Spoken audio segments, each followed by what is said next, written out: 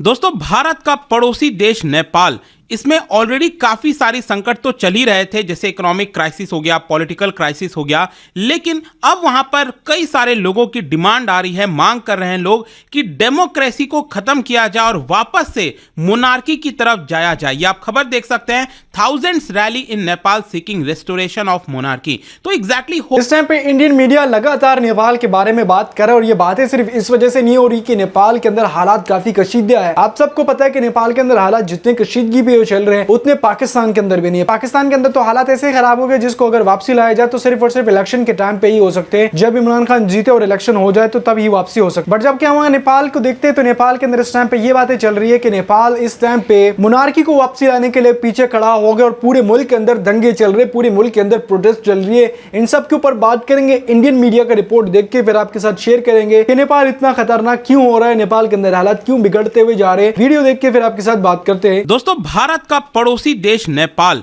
इसमें ऑलरेडी काफी सारी संकट तो चल ही रहे थे, जैसे इकोनॉमिक क्राइसिस हो गया, पॉलिटिकल क्राइसिस हो गया। लेकिन अब वहां पर कई सारे लोगों की डिमांड आ रही है, मांग कर रहे हैं लोग कि डेमोक्रेसी को खत्म किया जाए और वापस से मोनार्की की तरफ जाया जाए। ये आप खबर देख सकते हैं, thousands rally in Nepal seeking restoration of monarchy. तो एग्जैक्टली हो क्या रहा है, इतिहास क्या है, मोनार्की किस कब से लेकर कब तक रही और अब वापस क्यों लोग मोनार्की की तरफ जाना चाहते हैं, ये सारी चीजों को लेकर हम डिस्कशन करेंगे। चलिए शुरुआत करते हैं और सबसे पहले ये देखते हैं कि एग्जैक्टली हुआ क्या है। मैं आपको दिखा दूं, नेपाल के अंदर आप देखोगे इसकी जो कैपिटल है काठमांडू। तो काठमांडू के आउटस्कर्ट्स में बताया जा रहा है कि यहां पर कई सारे लोग इकट्ठा हो गए थे और वो काठमांडू के सेंटर की तरफ जाने की कोशिश कर रहे थे, मेन इलाके में जाने की कोशिश कर रहे थे। और ये जो प्रोटेस्टर्स हैं, उनका मेन डिमांड यही था कि वापस से जो किंग का शासन है, जो राजशाही का शासन हुआ करता था 2008 तक, उसको वापस से लाया जाए। और इसी को देखते हुए यहां पर जो पुलिस है और जो प्रोटेस्टर्स हैं, दोनों के बीच में काफी बड़ी झड़प देखने को मिली, क्लैशेस देखने को मिला, काफी लोग घायल भी हैं। इनफैक्ट आप देख सकते हो 30 के आसपास लोग घायल हुए हैं, जिसके अंदर 5 पुलिसमैन भी शामिल हैं और काफी तोड़फोड़ भी हुआ है, ऐसा बताया जा रहा है। तो इस तरह की चीजें आपको देखने को मिलेंगी। अगेन इस पिक्चर्स में आप देख सकते हो कैसे जो लोग नेपाल का झंडा है वो सड़कों पर लेकर उठ रहे हैं और एक तरह से राजा को सपोर्ट कर रहे हैं। जो इनके लास्ट किंग थे ना, किंग ज्ञानेंद्र, उनको एक तरह से सपोर्ट कर रहे हैं और कह रहे हैं कि वापस से मोनार्की आना चाहिए और जो सिस्टम इस समय चल रहा है वो बंद हो जाना चाहिए। यहां पर मैं आपको यह भी बता दूं, जो अथॉरिटीज हैं इस समय नेपाल के अंदर काठमांडू में, उन्होंने कई सारे एरियाज में ऑलरेडी यहां पर प्रोटेस्ट को बैन कर रखा था, क्योंकि इस तरह की आशंका थी कि लोग सेंटर में आ सकते हैं। एंड यहां पर आप देख सकते हो जो प्रोटेस्टर्स हैं उनका क्या कहना है, we love our king and country more than our lives, bring back the monarchy, abolish the republic. और यहां पर जो सपोर्टर्स हैं फॉर्मर किंग के, दैट इज किंग ज्ञानेंद्र, उनके सपोर्टर्स पूरे नेपाल के कई हिस्सों से आए थे, बताया जा रहा है बहुत सारे, थाउजेंड्स की संख्या में अलग अलग हिस्से में आए थे और वो काठमांडू में एकत्रित हुए थे और वो इसी चीज को लेकर प्रोटेस्ट करना चाहते थे। उन्होंने साथ ही साथ सरकार और पॉलिटिकल पार्टीज पर भी आरोप लगाया कि जिस तरीके से इस समय वो शासन कर रहे हैं वो पूरी तरह से गलत है, वो गवर्नेंस में फेल हो गए हैं और करप्शन काफी ज्यादा पॉलिटिकल पार्टीज में आ चुका है और इसीलिए हम चाहते हैं कि इस समय इस पूरे सिस्टम को एंड किया जाए। देखो, नेपाल की अगर आप बात करोगे तो पिछले कई वर्षों से वहां पर इनस्टेबिलिटी आपको देखने को मिलेगी। ये जो पिक्चर आप देख रहे हैं, ये जो लास्ट किंग थे ना नेपाल के, दैट इज किंग ज्ञानेंद्र, ये आप देख रहे हो, दैट इज किंग ज्ञानेंद्र वीर विक्रम शाहदेव, ये इनका पूरा नाम है। तो ये लास्ट किंग थे। वैसे मैं आपको एक और चीज बता दूं, जो प्रोटेस्टर्स है उनका ये तो कहना ही है कि मोनार्की को वापस लाया जाए और साथ ही साथ यहां पर जो हिंदू राष्ट्र का दर्जा है वो वापस से दिया जाए। मैं आपको बता दूं कि 2008 में वहां पर जो मोनार्की है वो एंड हो गया था और साथ ही साथ 2007 में, उसके पहले एक साल पहले, जो नेपाल है उसको हिंदू राष्ट्र से सेकुलर स्टेट का दर्जा दिया गया था कि ये सेकुलर स्टेट माना जाएगा। ये 2007 में हुआ था। तो प्रोटेस्टर्स का कहना है कि दोनों चीजों को वापस यहां पर लाया जाए। थोड़ा सा इतिहास में चलते हैं और मैं आपको मोनार्की के बारे में बताता हूं। देखो, नेपाल के अंदर आप देखोगे राजशाही जो है वो लगभग 239 ईयर्स तक रही थी, 2008 तक। एक्चुअली क्या था कि 2008 के पहले आप देखोगे तो पूरे नेपाल में काफी बड़ी माओइस्ट इंसर्जेंसी चली थी, करीब 1996 से लेकर 2006 के बीच में, और बताया जाता है कि 17,000 के आसपास लोगों की मृत्यु हुई थी। देखो, ये तो ऑफिशियल आंकड़ा है, एग्जैक्ट कितने लोगों की मृत्यु हुई थी ये शायद कोई अंदाजा भी नहीं लगा सकता। लेकिन यहां पर जो माओइस्ट थे वो एक तरह से जो राजतंत्र है उसको एंड करना चाहते थे। उनका कहना था कि ये पूरी तरह से खत्म होना चाहिए, और इसीलिए काफी ज्यादा इंस्टेबिलिटी उस समय देखने को मिल रहा था। और फाइनली 2006 में काफी बड़ा प्रोटेस्ट हुआ था, और जो उस समय के किंग थे, किंग ज्ञानेंद्र, और वैसे मैं आपको ये भी बता दूं, मैं डीप में तो नहीं जाऊंगा, लेकिन उस समय जो लोगों का आक्रोश है वो भी काफी ज्यादा किंग ज्ञानेंद्र के ऊपर था, ठीक है। और काफी लोग भड़के हुए थे किंग ज्ञानेंद्र के ऊपर कि जिस तरह से वो राजा बने, जिस तरह से जो पूरी उनकी रॉयल फैमिली है उनको मारा गया और वो राजा बन गए, तो लोगों का भी काफी ज्यादा गुस्सा था। 2006 में इसी को लेकर काफी प्रोटेस्ट भी हुआ था। फाइनली किंग ज्ञानेंद्र प्रेशर में आके उन्होंने कहा कि जो हम डेमोक्रेसी है उसको इंट्रोड्यूस करने की कोशिश करेंगे, और फाइनली 2 साल के बाद जो न्यूली इलेक्टेड पार्लियामेंट है उन्होंने वोट किया और मोनार्की को एंड कर दिया, और साथ ही साथ नेपाल को एक रिपब्लिक डिक्लेयर कर दिया गया जिसमें एक प्रेसिडेंट होगा जो हेड ऑफ द स्टेट है ना, जैसे भारत के अंदर भी हेड ऑफ द स्टेट आप देखोगे तो प्रेसिडेंट होते हैं जो कि चुन कर आते हैं, वैसे ही नेपाल के अंदर भी जो हेड ऑफ द स्टेट है वो कोई राजा नहीं होगा, वो एक प्रेसिडेंट होगा, चुना हुआ होगा। ऐसा यहां पर सिस्टम लाया गया। लेकिन क्या है कि ये लाने के बावजूद भी 2008 के बाद भी आप देखोगे तो नेपाल में 10 बार सरकारें चेंज हो चुकी हैं, लगातार इंस्टेबिलिटी। और देखिए, मैं बार बार इस चीज को कहता हूं, किसी भी देश को अगर डेवलप होना है, तरक्की करना है, तो पॉलिटिकल इंस्टेबिलिटी तो सबसे ज्यादा जरूरी है। जब तक पॉलिटिकल इंस्टेबिलिटी नहीं रहेगी तब तक वहां पर आपको इस तरह की मुसीबत देखने को मिलेगी। और उसके बाद से आप देखिए लगातार इकोनॉमिक डेवलपमेंट की बात करें, मिलियंस ऑफ यंग पीपल जो नेपाल छोड़कर बाहर के देशों में जा रहे हैं, Malaysia, south Korea, middle east, कई देशों में वो जा रहे हैं, माइग्रेट करना चाहते हैं, वहां पर नहीं रहना चाहते। तो इस तरह की सिचुएशन लगातार अभी तक देखने को मिली है। और तब से लेकर जब से 2008 से जो राजा हैं वो हटे हैं ज्ञानेंद्र, उसके बाद से एज अ वो प्राइवेट सिटीजन वो वहां पर रह रहे हैं, लेकिन उन के ऊपर काफी सारे लोगों का भरोसा आज भी है। और आज भी बहुत से ऐसे लोग हैं जो कि चाहते हैं कि किंग ज्ञानेंद्र को वापस से लाया जाए, और जिस तरह की डेमोक्रेसी समय चल रही है ऐसा नहीं होना चाहिए। अब क्वेश्चन यहां पर यह है कि ये जो पूरा प्रोटेस्ट हो रहा है नेपाल के अंदर, स्पेशली काठमांडू में ये जो हुआ कि मोनार्की को वापस लाना चाहिए, ये प्रोटेस्ट है क्या और ये कौन इसको हेड कर रहा है? मैं आपको बता दूं, ये जो पूरा मूवमेंट चल रहा है इसका पूरा नाम अगर आप देखोगे, ये इस नाम से जाता है राष्ट्र, राष्ट्रीयता, धर्म, संस्कृति और नागरिक बचाओ आंदोलन, movement for protection of nation, nationalism, religion, culture and citizen. ये जो पूरा मूवमेंट है बेसिकली ये लेड किया जा रहा है बाय अ बिजनेसमैन जिनका नाम है दुर्गा प्रासेन,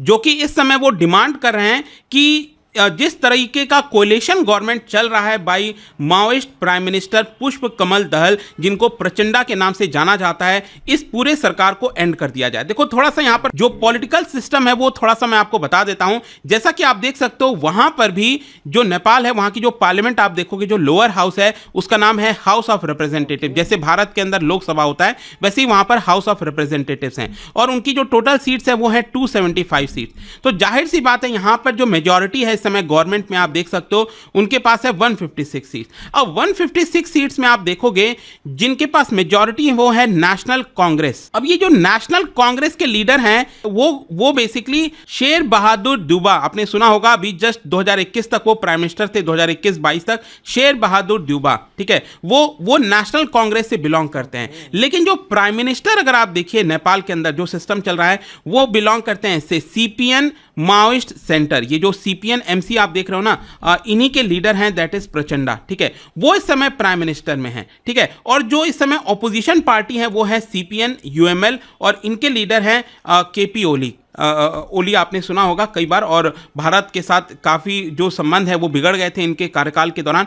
खैर जो भी है, यहाँ पर आई होप कि आप चीज़ को समझ रहे होगे कि नेपाल के अंदर एक्चुअली जो भी सरकार बनती है ना वो कभी भी किसी के साथ बन जाती है। मतलब जैसे भारत में आप यूजुअली देखो तो एक मेन जो दो पॉलिटिकल पार्टीज हैं बीजेपी और कांग्रेस, ठीक है, तो वो अपोजिट साइड हैं पूरी तरह से, और अलग अलग प्रकार के कोलिशन गवर्नमेंट देखे हैं। लेकिन वहाँ पर क्या है ना, कभी एनसी केपी ओली के साथ मिल जाएगी, या फिर जो प्रचंडा हैं वो केपी ओली के साथ मिल जाएंगे, या फिर यहां पर शेर बहादुर द्यूबा और जो प्रचंडा है वो एक साथ आ गए। तो कभी भी किसी प्रकार के अपने पॉलिटिकल बेनिफिट्स के लिए कोई भी किसी प्रकार की सरकार बना देता है, और कहीं ना कहीं यही सारी चीजों को देखते हुए लोगों के अंदर आक्रोश है, गुस्सा है, और इसीलिए यहां पर जो इस पूरे मूवमेंट को लीड कर रहे हैं प्रासेन, उनका कहना है कि यह सरकार इस समय गिरनी चाहिए। और उनका यह कहना है कि 1990 का जो कॉन्स्टिट्यूशन था उसको वापस लाया जाए। जब किंग बीरेंद्र थे उस समय, और 1990 में जिस तरह का कॉन्स्टिट्यूशन चल रहा था, और वो जो कॉन्स्टिट्यूशन था मैं आपको बता दूं, दैट वाज कॉन्स्टिट्यूशनल मोनार्की। इसको वापस लाने की बात यहां पर करी जा रही है। अब क्वेश्चन यहां पर यही है कि जिस तरीके से धीरे धीरे लोगों का जो रुझान है, जो लोगों का सपोर्ट है, वो मोनार्की की तरफ जा रहा है, इसका मेन कारण क्या है, वो रीजंस क्या है मेन, वो हम थोड़ा सा समझ लेते हैं। सबसे पहला है लोगों के अंदर गुस्सा। अब ये गुस्सा क्यों है? क्योंकि यहां पर आप देखिए, चाहे वो रूलिंग पार्टी हो और ऑपोजिशन पार्टी हो, लोगों का गुस्सा इन सभी के ऊपर है, जितने पॉलिटिकल पार्टीज हैं, क्योंकि ये सभी पॉलिटिकल पार्टीज एक तरह से माने जाते हैं कि बहुत ज्यादा करप्ट हैं। जो पॉलिटिशियंस हैं वो पावर हंग्री हैं, अनएथिकल तरीके से काम करते हैं। जो पूरा प्रेजेंट पॉलिटिकल सिस्टम है वो एक तरह से डिसफंक्शनल हो चुका है नेपाल के अंदर, और लोग जो पॉलिटिशियंस है वो लोगों के भलाई के लिए नहीं, अपने भलाई के लिए काम करते हैं। तो ये एक तरह से परसेप्शन बन गया है लोगों में, और इसीलिए धीरे धीरे मोनार्की की तरफ जो सपोर्ट है वो लोगों का जा रहा है। फिर दूसरा मेन कारण है वो है इकोनॉमिक क्राइसिस। पिछले काफी समय से इकोनॉमिक क्राइसिस चल ही रहा था, लेकिन अब और तेजी से बढ़ गया है। चाहे आप इन्फ्लेशन की बात करिए, यहाँ पर पुअर गवर्नेंस की बात करिए, तो इसलिए भी लोगों का सिस्टम के ऊपर से भरोसा हट गया है। जो इकोनॉमिक कंडीशन है जिसके अंदर अगर आप काठमांडू वैली को बस छोड़ दो तो नेपाल के लगभग हर एक इलाके में आपको पुअर हेल्थ केयर देखने को मिलेगा। एजुकेशनल फैसिलिटीज उतनी अच्छी नहीं है, जो इंफ्रास्ट्रक्चर होना चाहिए वो नहीं है। तो लोग भी करंट पार्लियामेंट्री डेमोक्रेटिक सिस्टम में जो है अपना भरोसा छोड़ते जा रहे हैं। और फाइनली यहाँ पर एक और जो मेन कारण रिसेंटली सामने आया था वो ये है कि लोगों ने अपना लाखों करोड़ों रुपए बैंक्स में खोए हैं। सोचिए, बैंक्स एक ऐसी चीज होती है जहां पर लोगों का भरोसा होता है कि अगर आप अपना पैसा सेव करके रखे हो तो वो आपको वापस मिलेगा। लेकिन जो कोऑपरेटिव बैंक्स हो गए, माइक्रो फाइनेंस कंपनीज हो गई, वहां पर जो लोगों ने अपना पैसा रखा था उसको एक तरह से कंट्रोल किया जाता है पॉलिटिशियंस के द्वारा, और ये सारे माइक्रो फाइनेंस कंपनीज और कोऑपरेटिव्स ये एक तरह से फेल हो गए। तो लोगों का गुस्सा और ज्यादा भड़क गया था कि यहां पर वो अपना हार्ड अर्न जो मनी है वो लगातार लूज करते जा रहे हैं। अब देखते हैं आगे एग्जैक्टली होता क्या है नेपाल के अंदर। बट आई होप कि इस वीडियो के माध्यम से जो भी कुछ हुआ है अभी तक, जो भी चल रहा है, वो आपको समझ में आ गया होगा लोग क्यों चाहते हैं मोनार्की को वापस लाया जाए।